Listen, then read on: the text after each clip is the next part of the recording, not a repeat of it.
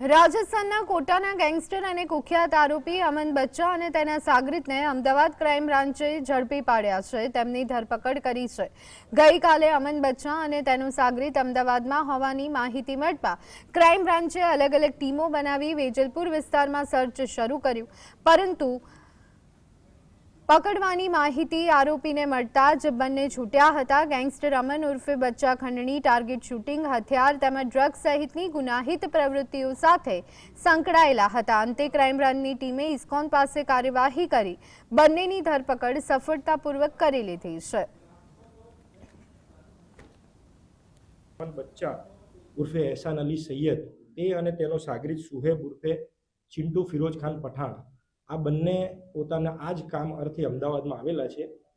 આ કામગીરી અનુસંધાનમાં તાત્કાલિક ક્રાઇમ બ્રાન્ચની ટીમો દ્વારા તમામ સર્વેલન્સનો ઉપયોગ કરી, હ્યુમન રિસોર્સિસનો ઉપયોગ કરી અને જે પણ ટેકનિકલ માહિતી અવેલેબલ હતી તેના આધારે આ બંને આરોપીઓને ઇસ્કોન 4 રસ્તા પાસેથી ગઈકાલ સવારે વહેલી સવારે એમને પ્રિવેન્ટિવ એક્શન આધારે ધરપકડ કરેલી છે।